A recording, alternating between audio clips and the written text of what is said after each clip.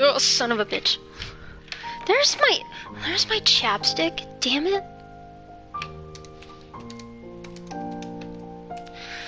Okay.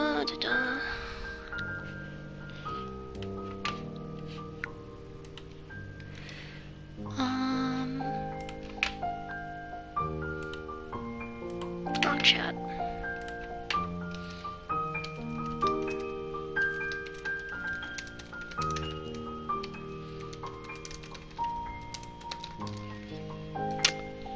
Talk about Kingdom Hearts level design.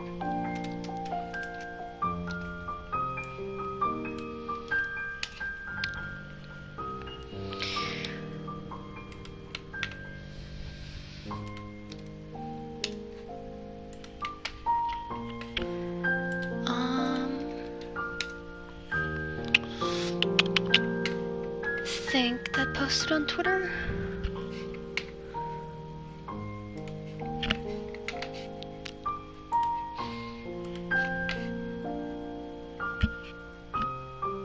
Oh. Gross. Delete.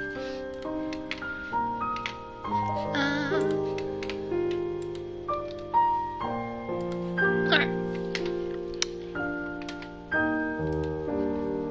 Okay.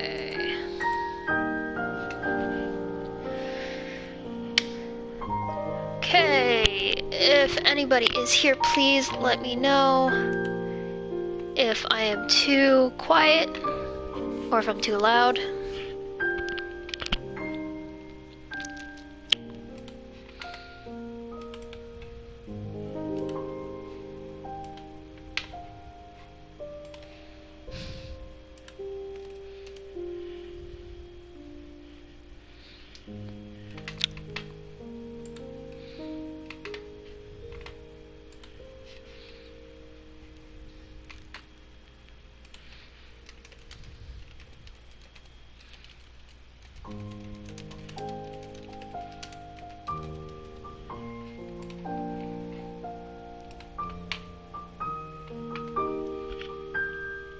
Hello, hello, hello, hello, hello.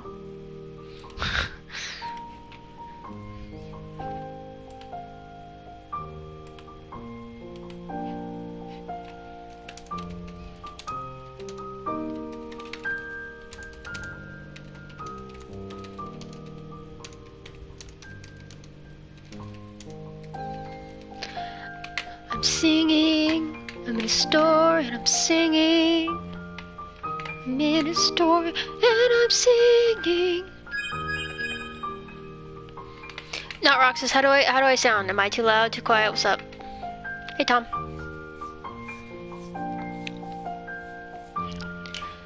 How do I sound? Do I sound good? Do I sound bad?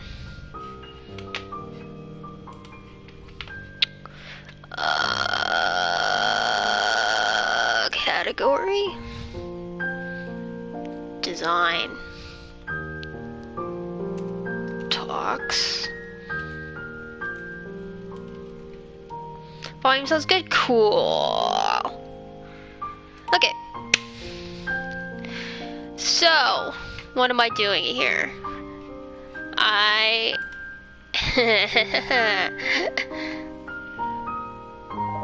Teal, go to sleep, damn it. Go to sleep. This will be on VOD. Okay, well, first of all, thank everybody for being here. What this is I'm talking about the game design of Kingdom Hearts. I recently did a full replay of the Kingdom Hearts games. Good, go to sleep, Teal. From a chronological perspective, I did not play the games chronologically originally. I played them as they released, so I thought it'd be fun to go back and actually experience the story chronologically as best that I could.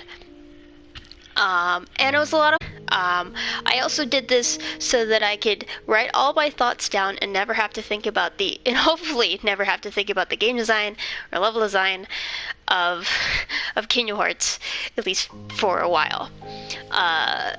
So yeah, so that's why I'm doing this. I'm also doing it this way because I don't want to edit videos. My time could be dedicated to learning Unreal 4, as opposed to trying to edit a video on my laptop while my laptop dies. So, yeah. And so there is a couple more disclaimers about this before I get into it. For the most part, this is a chronological playthrough. However, there were some things that I did out of order solely to help the storytelling of Kingdom Hearts 3. Now, I guess I should mention there are spoilers for every single Kingdom Hearts game story. So if you're not up for that, please don't stick around if you don't want spoilers. I would like having people here, but at the same time, you don't need to be here if you don't want to hear spoilers or anything. So for those of you who played Kingdom Hearts 3, Kingdom Hearts 3's story is a little poorly paced. And so I have done a couple of things out of order because it ties in directly with Kingdom Hearts 3's story, and I feel like it would fit better. Thanks, Sheriff, for the host. So, the games that I did out of order are Kingdom Hearts Birth by Sleep 0.2, which is Aqua's story in the Realm of Darkness. I did not want to jump back and forth between Kingdom Hearts 1 and Kingdom Hearts 0.2. It was going to be tedious and make Kingdom Hearts 1 longer. Also, the story of 0.2 is told after the events of Dream Drop Distance. So that's another reason. The story begins and ends technically after Dream Drop Distance. It is the original start to Kingdom Hearts 3. Now, before 0.2, I watched the Dream Drop Distance secret ending. Now that's normal if you go from Kingdom Hearts Dream Drop Distance to 0.2. There's kind of a direct lead up as Yensid is telling Riku, Kairi, and Mickey about what happened to Aqua. However, there is one final thing out of order. So at the end of Dream Drop Distance, instead of going straight to the secret ending, I've put Key Back Cover in there, because the end of Key Back Cover actually technically starts with 0.2, and a lot of the storytelling hints and all this other stuff that happens in Kingdom Hearts 3 deals with some things that are brought up in Key Back Cover, and to have it way at the beginning, while also chronologically makes sense, story-wise it makes more sense to include in this section of the timeline. And I'm getting a lot more nervous talking about this than I thought I would. Okay, I'm a little nervous. Alright, so yeah, those are the disclaimers. I have a couple things out of order, mainly to help the storytelling of Kingdom Hearts 3, and I'm lazy, that's why I'm streaming this. I'm really, really nervous. Oh my goodness. I wasn't expecting to be this nervous. I don't really talk about my design stuff that often, and I'm afraid that, I don't know. Okay, so now the structure. Thanks, Blue Link. I guess it's a good thing I didn't go with showing my face. The structure of how this is going to go, I'm going to be looking at the gameplay mechanics. I'm going to be naming all the gameplay mechanics, mainly what they do. I'm going to be talking about the level design era of which these games take place, and I'll go a little bit into that later. I'm going to talk a little bit about the tutorial and then my overall thoughts, and then I have a few other notes specific for each game that I would like to mention. Now, what I mean behind Kingdom Hearts level design era, about a year ago, I think it was a year ago, I started thinking about Kingdom Hearts level design. And I personally identified 3 eras in which Kingdom Hearts level design takes place. You have the Kingdom Hearts 1 era, the Kingdom Hearts 2 era, and the 3D era. To summarize, the Kingdom Hearts 1 era only encompasses Kingdom Hearts 1. It has smaller levels, more enclosed spaces, a lot of environmental interactions, and a shitty camera angle. But the levels in Kingdom Hearts 1 have a lot of life to them. There's this Disney magic, I guess, in the levels. The Kingdom Hearts 2 era, it this is actually where most of the games take place. Starting with Kingdom Hearts 2, obviously, this era of level design focuses more on the combat. So the level design of this era allows for larger spaces. This gives the player room to kind of explore the gameplay mechanics without having to deal with any environmental interactions that Kingdom Hearts 1 had, like, you know, how you can always accidentally like go into like a slide in Hollow Bastion, or you randomly grab onto a ledge in Traverse Town. The Kingdom Hearts 2 era games are a lot wider. There aren't these environmental interactions unless they're through reaction commands. Now this era is fine in Kingdom Hearts 2, but as more games started to fall into this, Disney Worlds became more like set pieces. They didn't really feel like levels to explore. They just felt like battle arenas with a Disney skin on it. And then the 3D era, which is where the games are at now, starting with 3D, actually encompassing a little bit of the Birth by Sleep Final Mix Secret Ending. But the 3D era starts with Kingdom Hearts 3D, Dream Drop Distance, and it's kind of a combination of the Kingdom Hearts 1 and 2 eras. There's these wide open spaces for the players to have room to explore the gameplay, but there are like little environmental interactions and details, kind of like the Kingdom Hearts 1 era, but nothing that gets too in the way of exploring the gameplay. There's a lot more vertical design in the levels, makes a lot for more interesting navigation experiences. So in a nutshell, that's the 3 eras, and I will be mentioning what those eras are in each game, as I've mentioned. I'm gonna eat a grape real fast. I'm so nervous.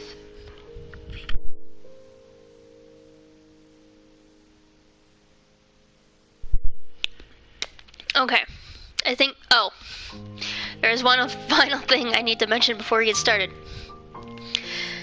The issue with looking at the games chronologically, while there is obviously a mismatch between the release date and the chronological timeline, is that you're gonna see stuff from the KH2 era where they would be before the Kingdom Hearts 1 era, or some 3D era stuff within this slog of KH2 era stuff. Just is what it is. Hi, Sparta.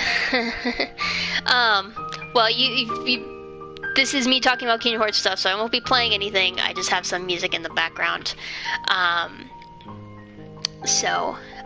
Yeah, so there's going to be a little bit of a mismatch between what makes sense chronologically, but, you know, thanks, not Roxas.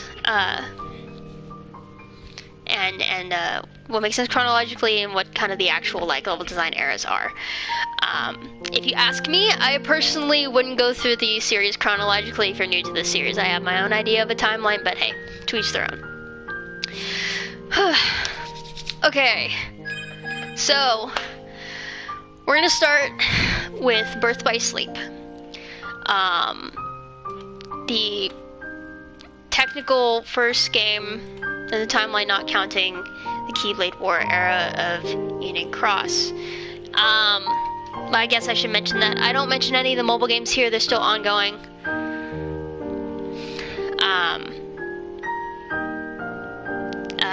So, yeah. Blue, you're going for game design? Oh, okay. I'm happy to be here. Hopefully you get some wisdom from me. Maybe we can talk about stuff later. Anyway, so, again, Birth by Sleep. The way this is gonna go, I played it through Terra, Ventus, Aqua, and then 0 Point. That is how I played through it. That is the intended way to play through it. So, gameplay mechanics. Birth by Sleep has a lot of gameplay mechanics. A lot of the Kingdom Hearts games have a lot of gameplay mechanics. Bye, Humble. So I'm going to list them, you know, my grievances and all that, all over in the overall, what I like, what I didn't like, all that. So, gameplay mechanics. The main combat mechanic in the gameplay is the command menu, which are special moves that get expended during gameplay, but they do reload after use. I kind of wish I was showing my screen so that I can show off what I'm talking about here, but I will go into the game to just kind of show off what I'm talking about. Ah, interesting, Lito. You and I would disagree on that. I'm personally not a huge fan of the command menu, at least not Birth by Sleep's iteration of it. So, like I said, the command menu is the primary way in which players will be going through combat. Let's bring that up. Okay. So basically these are very powerful ability moves that kind of spice up your base combat. As you can see in the left-hand side of the screen, I have some abilities here: Triple Fire, Agra, Thundaga Shot, Thunder Surge. What these do is you have your base combat, and then you have a special move. And once you expend it, the move reloads after a certain amount of time. Kind of in the way that future games would have a magic charge. Now, the command deck has a lot of things going on it. You have the battle commands, you have the action commands, and you have the shot lock commands. Shot locks are they're lock-on based crowd control attacks. You can level them up in combats, but you can't use them if the focus bar, which is the orange bar you see on the right of the screen, has been depleted. So you can see here a little reticle shows up. You can lock on a bunch of enemies to do a crowd control attack. There's a bunch of action commands here. These augment your navigation abilities. Not too interested in that for the most part for me. That is just part of the whole command deck system as a whole. There are finish commands, which are the final attack you can use in a regular combo. These level up by doing meeting certain requirements in combat, like Gold Rush. This is you accumulate a certain amount of money in a combo, and you can see there's a tree system here. Within the action commands, there is the counterattack and payback abilities. Where if you block or get hits, you can do a counterattack of sorts. And let's see. What else we got here? We've got D-Links. D-Links are kind of summons, almost. They're kind of this game's version of summons. So what they are, they turn your command deck into a character-themed command deck. So, for example, Ventus, if you use Ventus's D-Link, your command deck changes to the attacks that fit Ventus's personality. It says command deck Blast of Wind. You have like arrow attacks and you move a little bit faster and all that. You level up D-Links by collecting a particular drop. You can turn off D-Links? Oh. I know how this game works. Let's see. Sorry. Alright, bye, Lito. Okay, right, so these emblems right here, these special dropped emblems by enemies, they're how you level up your D-Links, and when you level up the D-Links, you get better attacks and better abilities. However, this is only for a limited time. These D-Links only last for a limited time. As you can see, there is a blue bar in the bottom right corner of the screen. Once that bar depletes, you cannot use a D-Link until you recharge it. We have special Keyblades. You're going to see Keyblades a lot Obviously, they're the main weapon. They're acquired through the main story and certain objectives. They offer extra abilities on top of adding to the character's base stats. And finally, the elephant of the room of the command deck is the command melding. Now, the command melding is where you combine two different types of commands. You get a new command out of it, and you can add a synthesis item to give you a special ability. Now you get recipes throughout the game that show you what they're kind of tiered. The recipes, like if you get this particular recipe tier, you'll be able to see all of these types of commands that you meld.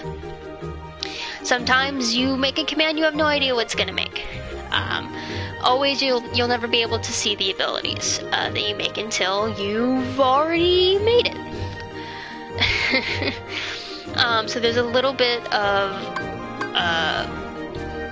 an unknown to it unless you've looked up a guide. And there's also a bit of a percentage aspect to this. There is a low percentage for certain commands of melding a new command.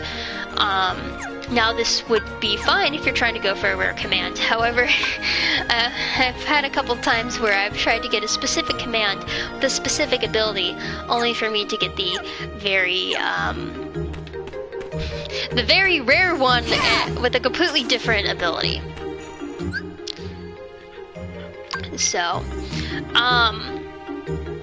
that is it for the combat mechanics. The level design era. Let's see if I can find a good example. Radiant Garden's always good. So the level design era for this game is the Kingdom Hearts 2 era, with fairly wide, flat, open areas. Not much in the way of nooks and crannies to have any clever treasure chests or special ability, or not special abilities, special items. There are some encouragement of exploration through stickers and a few other things in this game, but for the most part, most of the areas are going to be these wide, flat areas. This is not the case with the secret episode, Birth by Sleep 0 Points, which I'm not going to load into. This is actually in the 3D era. So 0 Point is Aqua exploring the Realm of Darkness, and in the Realm of Darkness there's a lot of really tall areas. Oh, Aqua, you okay there? She broke her back. A lot of really tall areas, a lot of really large, tall areas.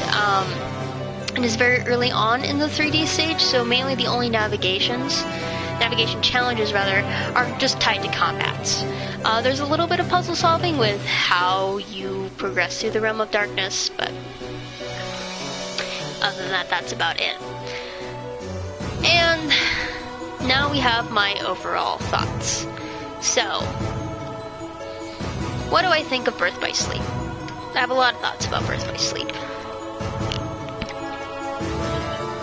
My main thing is that despite all these combat mechanics, it actually really doesn't feel like there are a lot of combat options to this game. Or at least not in the way to really play to your own style. Kingdom Hearts tries to do this thing in later games where it's trying to give the player as many options as possible so they can play the game their own way, and I have a lot of respect for that. And it takes them quite a while to really get to that point. I would say Kingdom Hearts 3 is the culmination of all that work, and it works really well. But for Birth by Sleep, there's definitely an optimization aspect to it. So for the command melding, for example, you can meld high-level commands extremely early in the game. Like, you can get up to just regular Firaga, not even talking about like triple Firaga or Firaga Burst. You can get these high-level commands pretty early in the game, and this actually creates a balancing problem. So you can get these high-level commands, be an absolute beast in regular combat, but if you're not aware of the specific abilities that you need to meld, such as Once More, Second Chance, and Leaf Bracer, by the time you get to the final boss, you're getting your ass handed to you because you have nothing saving you from an extremely long, intense combo. I had this issue when I first played the game. I managed to just absolutely rip through the game as Terra, except until I got to the final boss against Terranort. And I just kept dying because I didn't have these specific abilities.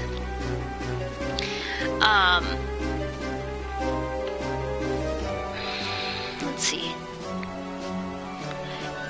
And that is also a good point, Blue Link, is that there is kind of an emphasis on these magical abilities as opposed to physical ones. And I kind of see the point to that because, well, this again goes with kind of the optimization, is that despite having all these options for commands, most of the time you're going to be using Magnega and then Mega Flare to get rid of all of your enemies. So there's, like I said, an optimization. There's really not a lot of, so there's just a lot of times where you think you shouldn't get hit and you do get hit. And so you have to spam these particular commands that give you the right amount of invincibility frames so you don't absolutely get your shit kicked in. Thunder Surge is a fantastic example. Thunder Surge is the only command that you can use in the Mysterious Figure boss fight without getting your ass handed to you. Bye, Not Roxas. Good night. Hi, Casey. So yeah, the command melding, this is the first iteration of the command deck, and the first iteration of command melding in this series, and I think it's personally the weakest, just for all these issues. Now, for shot locks, as I mentioned, you know, there's a lot of options in this game, but at the same time, there's a lot of things you just don't really use, because again, you could just spam these commands down here. Shot locks are one of those. So first of all, shot locks, unlike in Kingdom Hearts 3, do not slow down time in Birth by Sleep. So you have enemies running at you at their full speed, at their full pace, while you're trying to just grab a bunch of them so that you can do a massive attack like Prism Rain, which is the one I have here. So often it's riskier to use shot locks than it would be in Kingdom Hearts 3. So I often don't use these. Again, this is my experience. I'm not saying this is a general for everyone, but I'm just highlighting like my concerns and my things for the games. D-Links are absolutely useless if you're Aqua. So, Aqua is the best character in this game. She is the most balanced, she has the best commands. She does have a bit of a... has the weakest defense, though, if you're playing on critical. But for the most part, you will not really be using these specialized command decks unless you're going for 100% completion. These specialized command decks, I mean, they kind of just... like, see, for here, Donald's not that bad. You got Fireguard, you got Blizzaga, you got Thundaga, but the thing is that Donald is a late level D-Link. You get him very late in the game. For other characters that you get, at this point, you will probably have more powerful commands than what the D-Links give you, and there's really no incentive to level up the commands, because these are only temporary things. It's not like leveling up the D-Links gives you a special command or anything.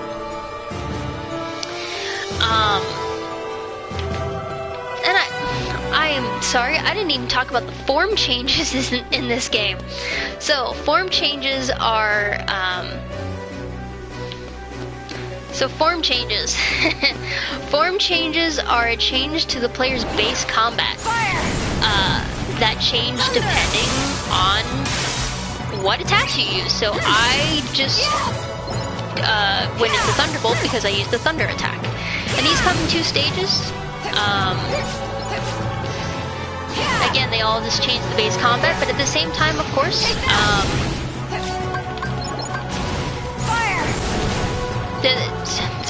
but at the same time, you're still using your other combats just so that you can get to a higher level form change like Rhythm Mixer or Blade Charge.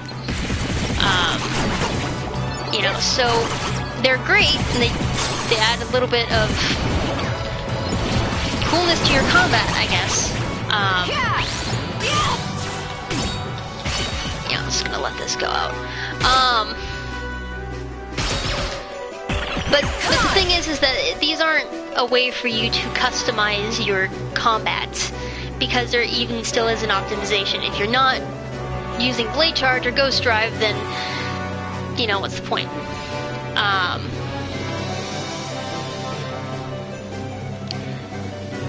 And Luminant makes a very good point, is that these are something you are forced into. Unlike Kingdom Hearts 2 or 3D or Kingdom Hearts 3, you are forced into a form change.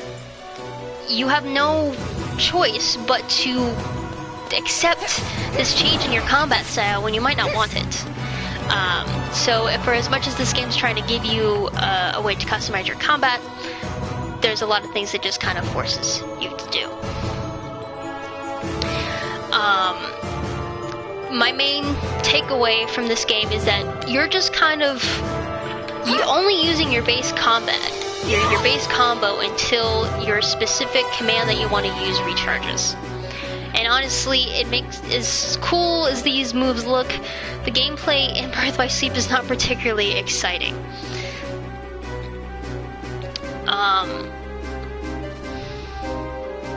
But the bright spot about Birth by Sleep is that all these characters do feel different to play. Aqua feels very balanced, Ventus is very fast, Terra is slow as shit, but he is very strong.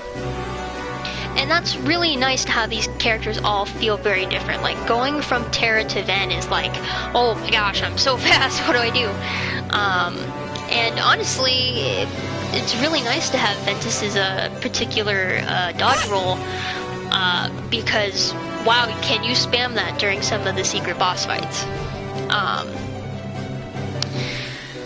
And each character also has their own specific commands. Terra's got some more darkness-themed ones, Ben's got some more light-themed ones, and Aqua's are more powerful magic-based. So there's that. That's pretty cool. But there is some issue. This is a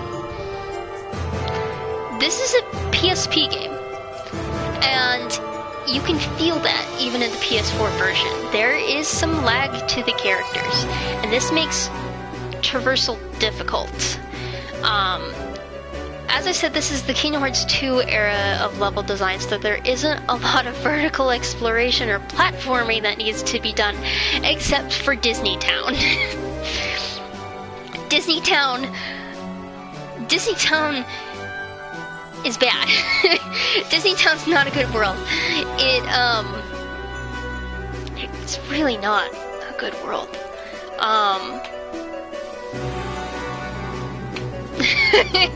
It's not a good world. I'm sorry. It's just trying to control a character with a little bit of lag, and the characters kind of control a little bit sluggishly, even Aqua and Ventus, and there's a little bit of lack of control in where they would go if you try to do an air dash. That gets really frustrating. That gets very, very frustrating. And Blue Link does make a good point. This still feels like a PSP game, because also the camera the camera is still very closed in on the main character, which is a problem that Kingdom Hearts 1 had. You can't really explore can't really see much of the level in front of you because the camera is just so closed in on the character. And one final thing, also again relating to the level design, is that something that Dream Drop Distance did right was give more character-specific areas to the levels. Birth by Sleep has this issue where you're playing through the game through 3 different stories, you're exploring the same worlds, and unfortunately for a lot of these worlds, you're exploring the same area over and over again. There are some outliers like Castle of Dreams, like vents inside the house, or Enchanted Dominion, where some characters can explore Maleficent's castle. But for the most part, you are still going through these same areas all the time, every single time you go through. So replaying this game, it feels it feels very tedious because you're going through the same levels over and over and over again. So,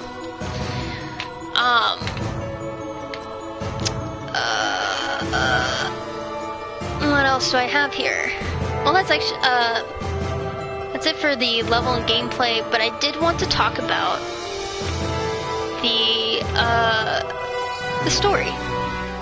So, Birth by Sleep, in my opinion, has one of the best stories in the entire Kingdom Hearts game, and it is the one that fits the best within the timeline. So, when I originally played this game, to know that Terra was the Lingering Will, to know that Ventus was in Castle Oblivion, that Aqua was the armor that Xemnas was talking to, but is in the Realm of Darkness, just slightly missing these chances to get out of the Realm of Darkness. I've always liked that. I felt that was very, very good integration of these characters into the story. Especially, while I don't feel this way now, I had felt that Xion was a bit shoehorned in, because of course they have to make her disappear before the start, before the start of Kingdom Hearts 2. But for Birth by Sleep, there's enough time that it's enough time before the first game that it allows all these characters to perfectly slot in place. Again, Terra being the Lingering Will, but also Master Xehanort possessing Terra, him losing his memory and becoming Terra Xehanort, the apprentice that Ansem the Wise takes in, that starts, that becomes a heartless and nobody, that creates Ansem, creates Xemnas, and the first Organization 13. All of that slots in really well. This game is very well written. There are some issues, of course, as all Kingdom Hearts games have, but in terms of story, this game is probably the best integration with the pre-existing lore. Of course, we all have that one issue of where's Ven's heart when Sora sacrifices himself. Now, obviously, not all things could be accounted for, but this game does it very, very well. Let's see. I do have some additional notes here that I'm going to look over real fast. Mention the game balance. Little tidbits that bug me. Shot lock in this game is controlled with the left stick instead of the right stick, like most camera things. I find the command melding personally tedious. Actually, that's about it. That's about it all on all my thoughts about Birth by Sleep. So, yeah. I guess I could talk about a few things about Zero Point. Zero Point's also a really interesting section. Again, the level design's a lot more interesting because it is within the 3D era, so it's got taller, wider levels. Aqua has a different Keyblade, which is pretty cool. And one of the few times where the game actually forces you to use something. Like I said, as was mentioned, form changes are being forced to use, but sometimes this can be, forcing the player to use something is kind of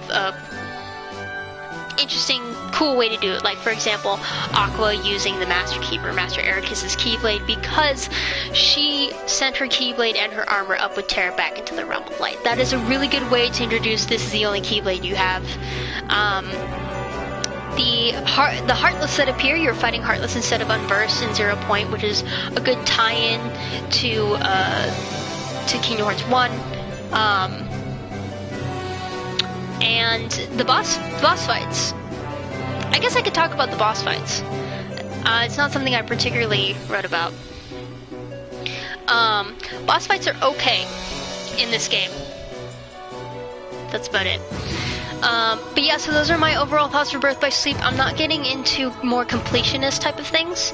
That is not what that was not my intention for this series. If I get the ultimate weapon in a game, then I'll get the ultimate weapon. It's okay, but I've done all of that before.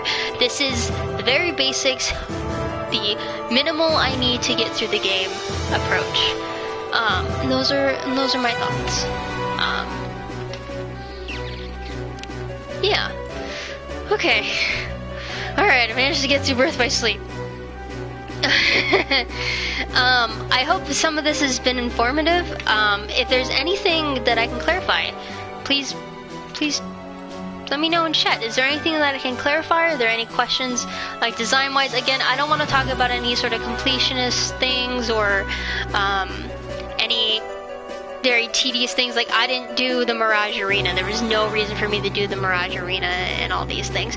But I can still talk about my thoughts on particular things if anybody has any questions. Take a drink of water in the meantime.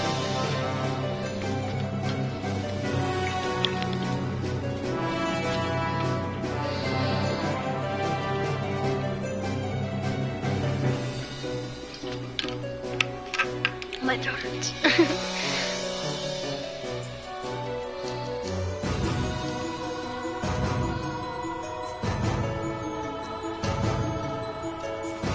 If nobody has anything, I'll move on to Kingdom Hearts 1.